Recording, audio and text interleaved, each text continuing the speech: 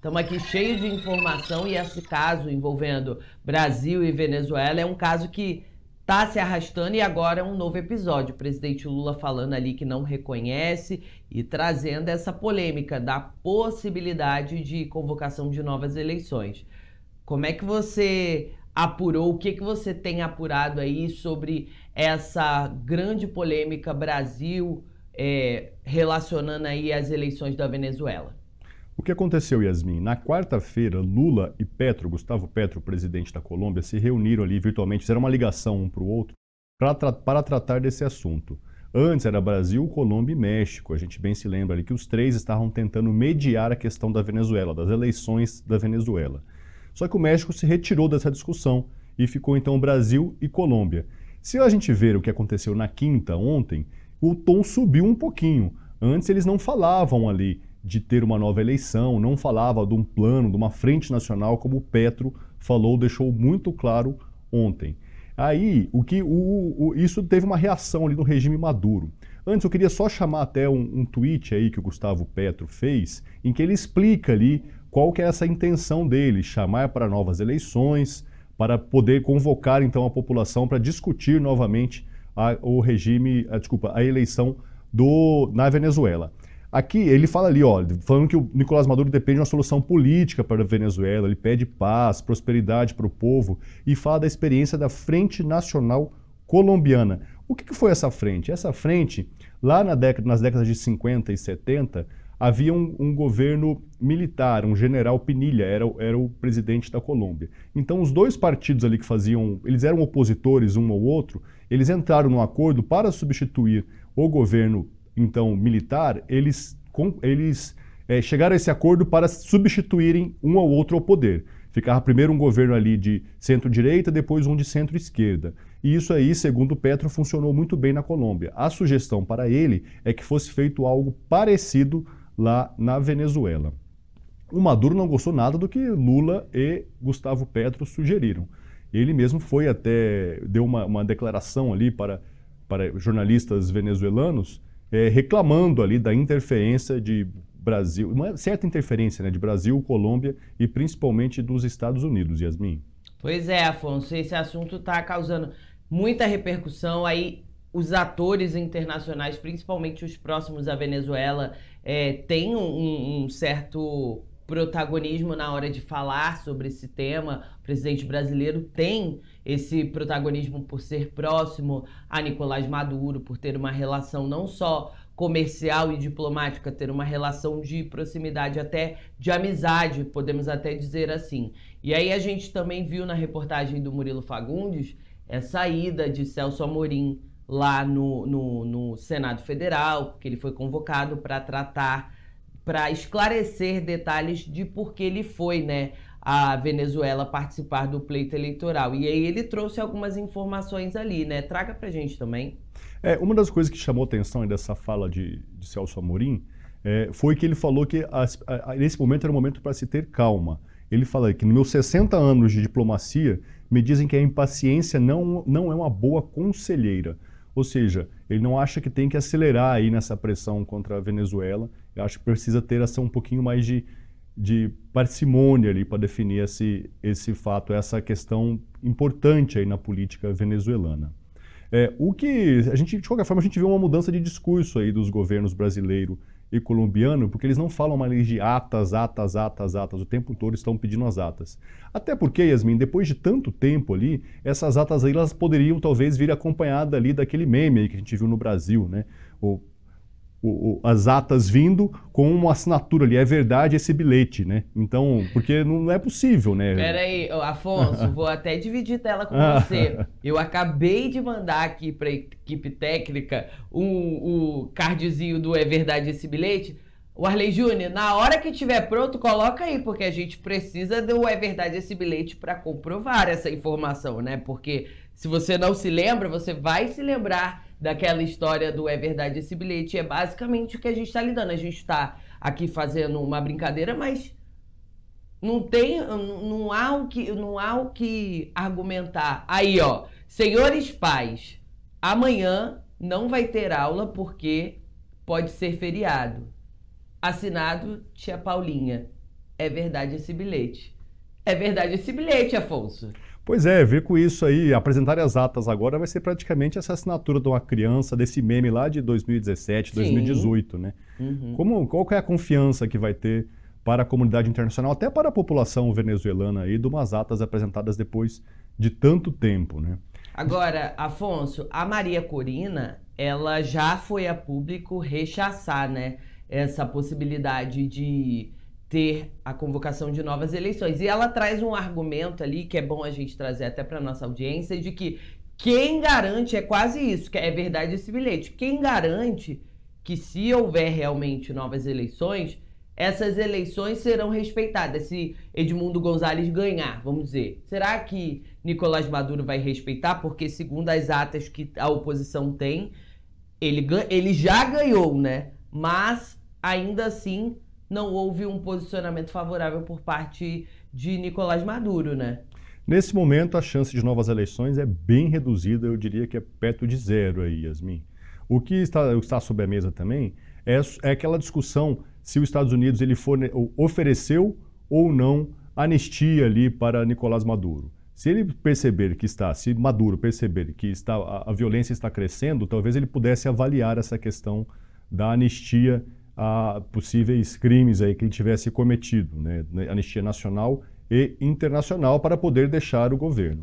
A vontade aí dos Estados Unidos, principalmente, é que ele realmente deixe o governo, até porque os americanos já reconheceram a eleição, a vitória do González, né? O Maduro ontem, ele falou para eles, como eu disse aqui agora há pouco, ele falou ali para uns jornalistas, uns colegas venezuelanos, reclamando dessa postura dos Estados Unidos, chamando eles de imperialista, reclamou também de Brasil e da Colômbia e falou que se fosse no país deles, eles não quereriam que um presidente de uma outra nação interferisse em assuntos domésticos. Ele reforça que a Venezuela teria ali instituições que são fortes, que são respeitadas e que estão falando a verdade.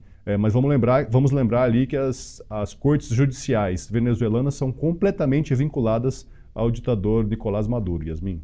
E até o próprio presidente Lula falou assim, a gente precisa que o Conselho Nacional do Estado ali, como se fosse o TSE brasileiro, reconheça a vitória de outro ou de Nicolás Maduro, mas é como você traz esse destaque. O Conselho, o órgão que é responsável pelo reconhecimento das eleições, é completamente dominado pelo ditador Nicolás Maduro. Como faz para reconhecer outra pessoa? Realmente são cenas que a gente ainda não conseguiu desvendar. A gente ainda vai tratar sobre esse assunto muito aqui no Brasil Agora e vai contar com a sua colaboração de sempre, né, Afonso? Porque, antes de encerrar com você, só queria uma ponderação. Porque ainda assim, mesmo com essa postura do presidente Lula de dizer agora, depois de algum tempo, né, quase mais de 15 dias aí das eleições, de dizer que não reconhece Nicolás Maduro como presidente da Venezuela, é bom a gente lembrar que o Partido dos Trabalhadores, partido do presidente da República, reconheceu a questão, essa votação aí, essa eleição, melhor dizendo, e reconheceu Nicolás Maduro como presidente reeleito. Então acaba que tá uma incerteza até dentro do próprio partido do presidente Lula, porque o presidente fala uma coisa e o partido fala outra, né? Certamente o Brasil Agora já trouxe essa discussão aqui, reforçando assim, que dentro do partido há uma ala um pouco mais radical, um pouco mais à esquerda, que não necessariamente segue o que o Lula fala, né? Sim. Isso também já aconteceu ali na época da Nicarágua, da eleição da Nicarágua, em que o partido reconheceu de pronto ali a eleição local. Eu só queria voltar um pouquinho também, Yasmin, a questão ali do Maduro, se você me permite. Ele, na sua fala aos colegas venezuelanos ontem, ele tentou comparar a situação da Venezuela à situação do Brasil e dos Estados Unidos com relação aos seus opositores, que ele chama de extremistas de direita. Ele citou ali aquele 6 de janeiro, quando militantes vinculados a Donald Trump invadiram ali o Congresso americano, depredaram, teve até morte naquela ocasião. E também citou o 8 de janeiro brasileiro, quando militantes vinculados ao bolsonarismo invadiram aqui os 3 poderes aqui em Brasília. Então ele tentou colar assim na sua oposição, na oposição ao regime de Nicolás Maduro, essa pecha aí de extrema direita. O que a gente sabe que não tem só extrema direita nessa oposição, tem pessoas mais centradas, mais moderadas também, e o Maduro tenta colocar esse radicalismo, essas quase 25 mortes que aconteceram nos protestos, na conta da oposição dele. Quando a polícia ali, a gente tem visto que lá um pouquinho atrás, logo depois das eleições, reprimiu de forma extremamente violenta as manifestações contrárias ao governo. A intenção nesse momento, principalmente da comunidade internacional, é reduzir essa violência que tem acontecido na Venezuela. Só que os principais líderes da oposição, tanto a Maria Corina Machado quanto o vencedor das eleições, segundo a própria oposição, Edmundo Gonzalez, eles estão assustados aí. A gente viu que a Corina deu uma entrevista no lugar com um fundo branco. Eles estão mais reservados, não têm aparecido publicamente, estão evitando aparecer publicamente, que eles estão de fato com medo, Yasmin. Pois é, agora eu tô olhando aqui no chat o Moisés mandando mensagem falando assim: sorte dos venezuelanos que existe a ONU. A ONU já se manifestou sobre esse caso e, inclusive, o próprio Nicolás Maduro não gostou muito dessa interferência, né, Afonso? Disse que, não é bem assim. Ele tá bem isolado politicamente, porque a gente vê poucos apoios a ele quando o assunto é reeleição. E a gente vê uma pressão ainda mais forte, sempre aumentando. E é o que o Moisés diz. Vamos ver se a ONU, se alguém vai ser capaz de tentar trazer a estabilidade para o povo da Venezuela, porque no final das contas o povo está lá sem saber o que fazer, está sofrendo por conta dessa instabilidade política. Mas esse assunto é um assunto regional, Yasmin. A gente não pode se furtar a discutir isso, né? A gente viu tanto de venezuelano que vem para o Brasil, Sim. É um número considerável, e então a preocupação é maior ainda ali é da Colômbia. Como eu trouxe aqui recentemente também nessa discussão no SBT News, passam muitos venezuelanos, vão para a Colômbia. Até o Petro, num dos comunicados, uma das postagens dele no X, o antigo Twitter, ele fala disso, que ele vai continuar aberto a receber os venezuelanos que chegarem na Colômbia.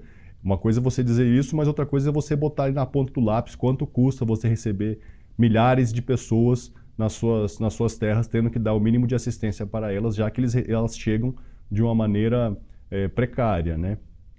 Então, a gente até vê aí o tweet na tela aí, ó, que ele fala que o acordo político é o melhor caminho para a paz e depende apenas dos venezuelanos. Da nossa parte, as cidades fronteiriças podem se sentir seguras aí, né? As fronteiras elas seguirão abertas para melhorar a prosperidade comum dos dois povos, na verdade. Agora, só para encerrar aqui, Yasmin, não delongar muito aqui nessa conversa, no caso dos Estados Unidos e da Europa, a Venezuela não é uma prioridade, não é a prioridade zero. Os Estados Unidos está preocupado ali com as suas eleições presidenciais, está preocupado com a crise migratória, está preocupado com a questão do Oriente Médio, está preocupado com a questão de Ucrânia e Rússia.